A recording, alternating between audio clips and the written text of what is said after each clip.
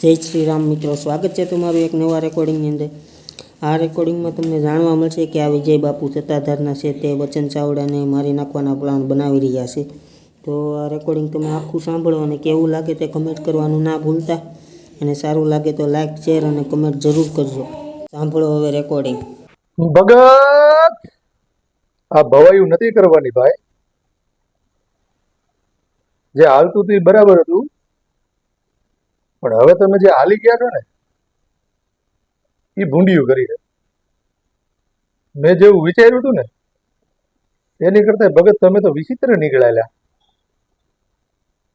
અમરેલીમાં આવ્યા હતા, તમે ફોન તો કરવો તો આપણે મુલાકાત કરે.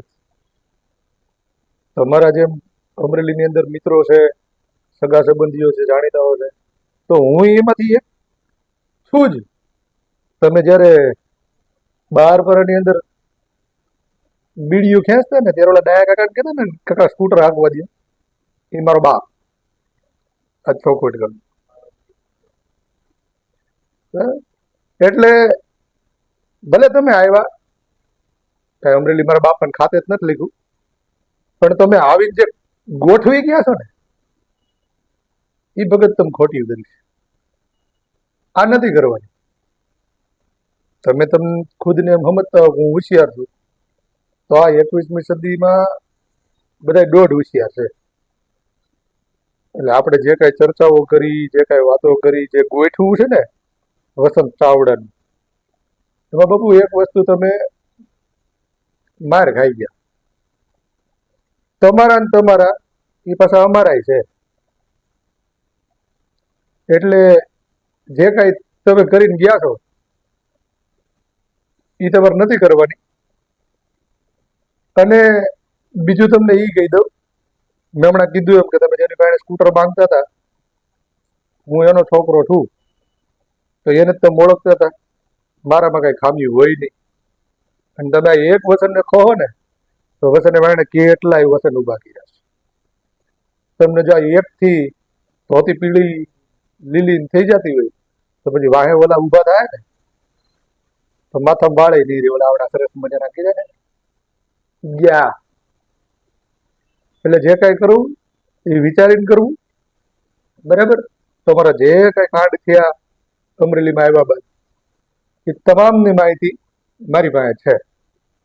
અને તમને એ કહી દઉં કે ટૂંક સમયમાં તમારે અમરેલી 5 ધક્કો ખાવા. એટલે ડીઝલ ગાડી તૈયાર રાખજો, આવું જ પડશે. અને હું આવું છું હતાધાર, ટૂંક જ સમયમાં આવું છું. સરસ મજાનું સંમેલન કરીશું અને તમારી સામે જ કરીશું. પછી ખીલા, હથોડા, કોઈ ત્રિકમ જે કાંઈ ખોડીને રાખવા હોય ને રાત જો. અને બીજું એ કહેવાનું કે મારે કોઈની હારે વ્યક્તિગત વાંધો નથી. મેં જે આ બાપુના કોથળામાંથી બિલાડા કાઢવા ચાલુ કર્યા છે ને એ માત્ર ને માત્ર મારા સમાજના એ છોકરાનો ધંધો એને આંચકી લીધો અને એના માટે થઈને મારા ડખો ચાલુ થયો છે. એટલે મારી અને બાપુની આ લડાઈ સામાજિક છે. એટલે આમાં મહેરબાની કરી અને કોઈ ખોટી રીતે ઇન્વોલ્વ ન થવું, નહીતર પછી ઉના કે હમણાં જુનાગઢ ગોંડલ એમાં પછી જે દલિતો ભેગા થયા હતા ને એની કરતા 3 ગણા અહીંયા અમરેલીમાં હતાધારમાં આવી છે. પછી બાપુ સમજો આમ લઈને દોડશું તો ભેગું નહીં થાય. એટલે એ બધું રહેવા દો. તમે જે કર્યું છે એ તમને મુબારક, પણ બાપુ હવે થઈ ગયું છે તો હવે પાછું તો વળવન થતું નથી. હવે ત્રીજો ભાગે આવી છે. પછી જે અબોર્શન કરાવવામાં આવ્યા છે એ હોસ્પિટલના દવાખાનાના નામે આવી છે, બરાબર. અને આ થોડીક જરીક નાની એવી માહિતી આપી દઉં કે હતાધારની અંદર રાણાભાઈ માયાભાઈ કરમટા, જેને 30 વર્ષના ભાડાપટ્ટે ફળઝાડ વાવવાની જમીન મળી હતી, એને બાપુ આપણે કબજો કરી લીધો. તારીખ 26/3/2014 કલેક્ટર સાહેબે એવું લખીને કીધું છે કે સત્તાધાર ગૌશાળા ટ્રસ્ટનો ગેરકાયદેસર કબજો છે અને ખાલી કરી જમીન શ્રી સરકાર કરવી. આ 14 થી 24 10 વર્ષ થયા આપણે ઈ નથી કરતા. અને એનો સર્વે નંબર આપી દઉં કદાચ તમને એમ હોય કે આપણે અધરો અધર હાલી છીએ. એનો સર્વે નંબર છે 206 પૈકી 3. બરાબર. અને આવી તો કેટલી જમીનો છે.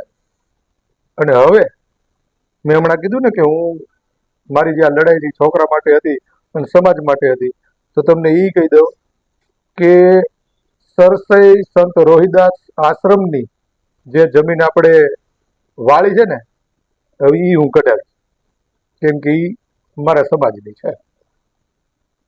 અને આ આપણે ઓલી રૂપાળી એને હોતે જાહેર તો કરવાની જ છે, પણ બાપુ આ નતું કરવાનું નહીં, તમે કરીને ગયા છો. અને હા, મારું કઈ કામ હોય ને તો મને સીધો જ કોન્ટેક્ટ કરી લેવાનો.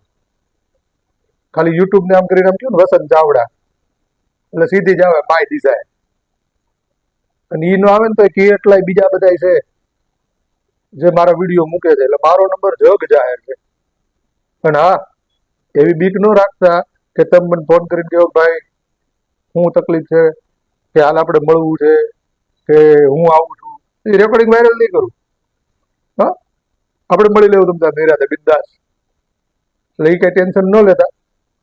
પણ હા, અત્યારે તમે જે મારું ગોઠવીને ગયા છો, તો વસંત ચાવડાનું મર્ડર કરતા પહેલા એટલું વિચારજો કે આપણે જે જગ્યાએ બેઠક કરી અને જે સરસ મજાની આયોજન કરીને ગયા ને, એ ગુજરાત આખામાં તમારા હોય મારા ન હોય, બધે પોગાડીને બેઠો છું.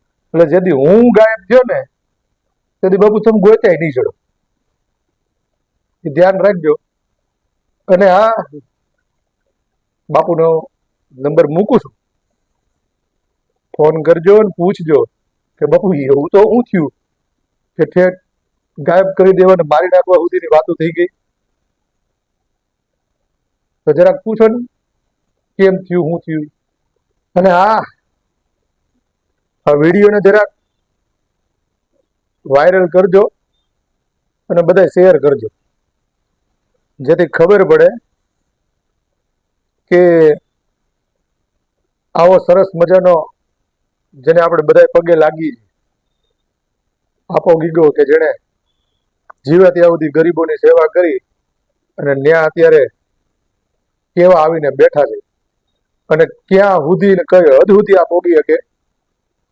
એટલે આ વિડીયો હરેક ને જે પણ જોઈ એને બધાને કહું છું કે શેર કરજો, જેથી ગુજરાત નહીં ભારત આખામાં ખબર પડવી જોઈએ કે એક સંતની જગ્યામાં એક ઘંટ આવીને બેસી ગયા.